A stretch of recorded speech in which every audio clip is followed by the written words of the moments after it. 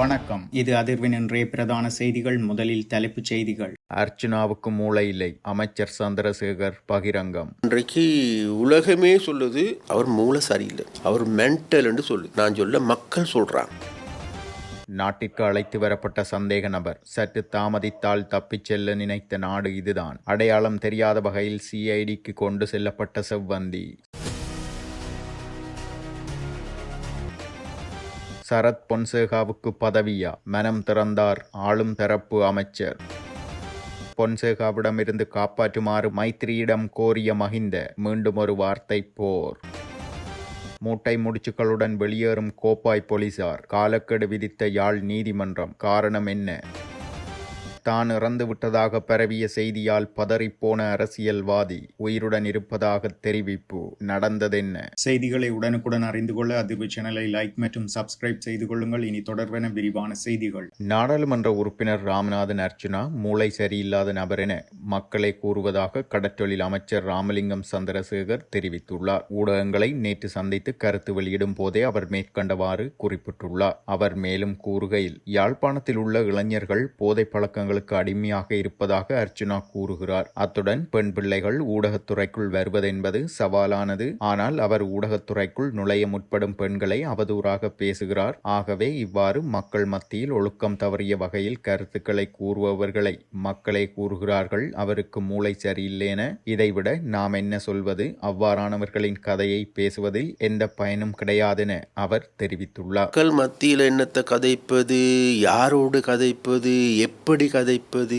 எந்த கோணத்தில் கதைப்பது என்பது கூட புரியாமல் உளறுகின்ற நபராக மாறி அங்க இருக்கின்ற இளைஞர்கள் எல்லாமே குடுக்காரன், கசிப்பு அடிச்சு போட்டு இருக்கிறான், தண்ணி அடிச்சு போட்டு இருக்கிறான். அது மாத்திரமா வெளிநாட்டில் இருக்கின்றவன் அவன்லாம் சும்மா எல்லாம் மென்டல் ஆகி இருக்கின்றான் என்ற வகையான கூற்றுக்கள் என்பது உண்மையிலேயே ஒரு சில நோய்களுக்கு மருந்து கொடுத்தா அதை தீர்க்கலாம், குணப்படுத்தலாம். ஆனா இப்ப இன்னைக்கு நமக்கு எல்லாருக்கும் தெரியும், இப்ப இந்த ஒரு சில நோய் இருக்குது, அதுக்கு மருந்து கொடுக்கறதுக்கு முதல்ல அவர் அந்த நோய் இருப்பதாக ஏற்றுக்கொள்ள போறது இல்லை. இசாரா செவ்வந்தி உட்பட்ட குழுவினர் நேபாளத்திலிருந்து கொழும்புக்கு அழைத்து வரப்பட்டுள்ளனர். இலங்கை விமானம் UL 182 நேபாளத்தின் காத்மண்டுவிலிருந்து நேற்று மாலை 6:55 மணியளவில் கட்டுநாயக்க சர்வதேச விமான நிலையத்தை வந்தடைந்துள்ளது. இந்த குழுவினர் மேலதிக விசாரணைகளுக்காக குற்றப்புலனாய்வு திணைக்களத்திடம் ஒப்படைக்கப்பட்டுள்ளனர். நேபாளத்தில் கைது செய்யப்பட்ட இசாரா செவ்வந்தி அங்கிருந்து மொரீசியஸுக்கு தப்பிச் செல்ல திட்டமிட்டிருந்ததாக புலனாய்வாளர்கள் தெரிவித்துள்ளனர். JK பாய் என்ற நபரின் ஏற்பாட்டில் மொரீசியஸுக்கு தப்பிச் செல்ல திட்டமிட்டிருந்த நிலையில் போலியான பயண ஆவணத்தையும் போலீசார் கண்டுபிடித்துள்ளனர். நேற்று கைது நடவடிக்கையை மேற்கொள்ளவில்லை என்றால் சந்தேக நபரான இசாரா செவ்வந்தி மொரீசியஸுக்கு தப்பிச் சென்றிருப்பார் என்றும் தெரிவிக்கப்பட்டுள்ளது. இவருடன் இலங்கையை சேர்ந்த ஜீவதாசன் கனகராசா, தக்சி நந்தகுமார், தினேஷ் சியமந்தடி சில்வா, கென்னடி பெஸ்தியாம் பிள்ளை மற்றும் தினேஷ் நிசாந்த குமார விக்ரம ஆராய்ச்சிகே ஆகியோர் கைது செய்யப்பட்ட நிலையில் இலங்கைக்கு அழைத்து வரப்பட்டு இசாரா செவ்வந்தி உள்ளிட்ட 4 கொழும்பு குற்ற விசாரணை பிரிவுக்கு அழைத்து செல்லப்பட்டுள்ளனர். மற்ற 2 சந்தேக நபர்களும் குற்றப்புலனாய்வு பிரிவின் பேலியகுட பிரிவுக்கு அழைத்து செல்லப்பட்டுள்ளனர். குறித்த சந்தேக நபர்கள் அனைவரும் ஆளடையாளம் தெரியாத வகையில் குற்றப்புலனாய்வு பிரிவினரிடம் அழைத்து வரப்பட்டமை குறிப்பிடத்தக்கது.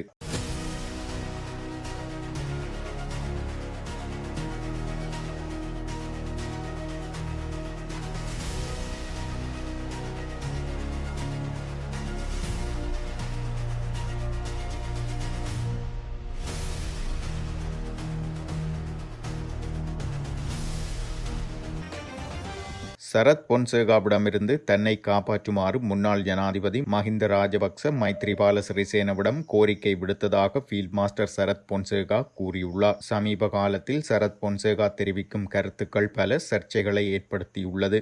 அவர் பல ஊடகங்களில் பல்வேறு கருத்துக்களை தெரிவித்து வரும் நிலையில் இணையதளம் ஒன்றிற்கு வழங்கிய செவ்வியில் இவ்வாறு தெரிவித்துள்ளார். தொடர்ந்தும் பேசிய அவர், 2015ஆம் ஆண்டு ஜனாதிபதி தேர்தலின் போது இறுதி முடிவுகள் அறிவிக்கப்பட்ட அன்றைய தினம் இரவு முன்னாள் ஜனாதிபதி மஹிந்த ராஜபக்ச மைத்ரிபால சிறிசேனவின் வீட்டிற்கு சென்றுள்ளார். அந்த சந்தர்ப்பத்தில் சுதந்திர கட்சியின் தலைமை பொறுப்பை ஏற்றுக்கொள்ளுமாறும் சரத் பொன்சேகாவிடமிருந்து தன்னை பாதுகாக்குமாறும் தெரிவித்திருந்தார். இதன்போது தன்னை ஒரு பெரும் தலைவனாக நினைத்துக் கொண்ட மைத்ரி, நான் அதை பார்த்துக் கொள்கிறேன், நீங்கள் கவலைப்பட வேண்டாம் என கூறியுள்ளார். பின்னர் பசில் ராஜபக்ச மொட்டு கட்சியை ஆரம்பித்து மைத்திரியை ஏமாற்றினார். 2015ஆம் ஆண்டு ஜனாதிபதி தேர்தலில் இராணுவ அதிகாரிகள் மைத்திரிக்கு எதிராக தேர்தல் வேலைகளில் ஈடுபட்டனர். வெளிநாட்டு தூதுவராலயங்களில் கடமையாற்றிய ஜெனரல்கள் மற்றும் பிரிகேடியர்கள் அனைவரும் விடுமுறை வழங்கப்பட்டு ஒவ்வொரு மாவட்டத்திலும் தேர்தல் வேலைகளில் ஈடுபட்டனர். இராணுவத்தினர் தேர்தல் கடமைகளில் ஈடுபட்ட குற்றச்சாட்டில் அவர்களின் பெயர் பட்டியல் அன்று ஜனாதிபதியாக இருந்த மைத்திரியிடம் வழங்கப்பட்டது. ஆனாலும் அவருக்கு நடவடிக்கை எடுக்க முதுகெலும்பு இருக்கவில்லை.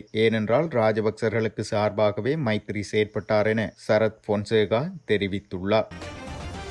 யாழ்ப்பாணம் கோப்பாய் போலீஸ் நிலையம் தற்காலிகமாக யாழ் போலீஸ் நிலையத்திற்கு மாற்றப்பட்டுள்ளது. கோப்பாய் போலீஸ் நிலையம் ராசபாதை வீதியில் தனியாருக்கு சொந்தமான காணிகள் மற்றும் வீடுகளை கைப்பற்றி இந்நிலையம் அமைக்கப்பட்டிருந்தது. யாழ்ப்பாண மாவட்ட நீதிமன்றத்தின் உத்தரவுக்கமைய இந்த நடவடிக்கை மேற்கொள்ளப்பட்டுள்ளது. குறிப்பிட்ட போலீஸ் நிலையம் 8 சிவில் மக்களுக்கு சொந்தமான 8 வீடுகளில் இயங்கி வந்த நிலையில் அந்த வீடுகளில் 7 வீடுகளை மீண்டும் அந்த நபர்களுக்கு வழங்குமாறு நீதிமன்றம் உத்தரவிட்டுள்ளது. இதற்கமைய நேற்றைய தினம் அந்த வீடுகள் நீதிமன்ற அதிகாரியால் அவற்றின் உரிமையாளர்களுக்கு வழங்கப்பட்டதாக போலீசார் தெரிவித்தனர். அதன்படி தற்காலிகமாக அந்த பகுதியின் முறைப்பாடுகளை யாழ்ப்பாண போலீஸ் நிலையம் ஏற்கும் எனவும் தெரிவிக்கப்பட்டுள்ளது. தற்போது பாதுகாப்பு காரணங்களுக்காக கோப்பாய் போலீஸ் நிலையத்தின் ஆயுத கிடங்கு யாழ் போலீஸ் நிலையத்திற்கு கொண்டுவரப்பட்டுள்ளது. இன்னும் 2 மாதங்களில் கோப்பாய் போலீஸ் நிலையத்தை மீண்டும் ஸ்தாபிக்க நடவடிக்கை எடுக்கப்படும் எனவும் உயர் போலீஸ் அதிகாரி ஒருவர் தெரிவித்துள்ளார்.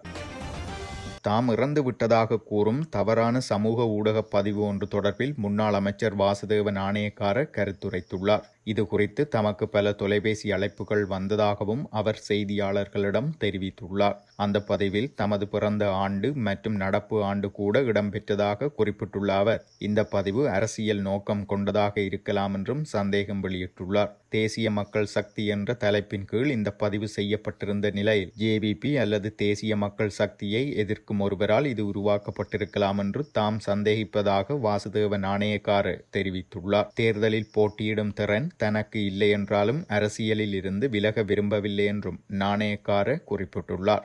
அரசியல்வாதிகள் இறக்கும் வரை ஓய்வு பெற மாட்டார்கள். வலதுசாரி குழுக்களின் தாக்குதல்களை முறியடிப்பது, இடதுசாரி அரசியல் கொள்கைகளை முன்னேற்றுவது, தமது கட்சியை வலுப்படுத்துவது மற்றும் இந்த நாட்டில் ஒரு ஐக்கிய இடதுசாரி இயக்கத்தை உருவாக்க உதவுவது என்பதையே தமது குறிக்கோளாக கொண்டுள்ளதாகவும் அவர் தெரிவித்துள்ளார். முன்னாள் இராணுவ தளபதி ஃபீல்ட் மாஸ்டர் சரத் பொன்சேகாவுக்கு அரசாங்க பதவிகள் வழங்கப்படுமா என்பது குறித்து அமைச்சர் கேடி லால்காந்த விளக்கம் அளித்துள்ளார். சரத் பொன்சேகாவுடன் பல்வேறு விடயங்கள் குறித்து பேச்சுவார்த்தைகள் நடத்தப்பட்டதாக தெரிவித்துள்ளார். எனினும் பதவி வழங்குவது தொடர்பில் எவ்வித பேச்சுவார்த்தைகளும் நடத்தப்படவில்லை என அவர் குறிப்பிட்டுள்ளார். கண்டியில் நடைபெற்ற நிகழ்வு ஒன்றில் பங்கேற்று உரையாற்றிய போதே அவர் இதனை குறிப்பிட்டுள்ளார். சரத் பொன்சேகாவுடன் பல்வேறு விடயங்கள் தொடர்பில் பேச்சுவார்த்தைகள் நடத்தப்பட்ட போதிலும் பதவியொன்றை வழங்குவது தொடர்பில் அரசாங்கம் அவரிடம் பேசவில்லை என குறிப்பிட்டுள்ளார். மேலும் சரத் பொன்சேகா எவ்வித பதவிகளையும் அரசாங்கத்திடம் இதுவரையில் கோரியதில்லை எனவும் அவர் தெரிவித்துள்ளார். அரசாங்கத்தில் சரத் பொன்சேகாவுக்கு பதவியொன்று வழங்கப்படும் என அண்மைய நாட்களில் பரவிய தகவல்கள் தொடர்பில் குறித்த அமைச்சரிடம் கேள்வி எழுப்பிய போதே அவர் இவ்வாறு குறிப்பிட்டுள்ளார். இத்துடன் செய்திகள் நிறைவடைகின்றன. மறக்காமல் அதிர்வு சேனலை லைக் மற்றும் சப்ஸ்கிரைப் செய்து கொள்ளுங்கள்.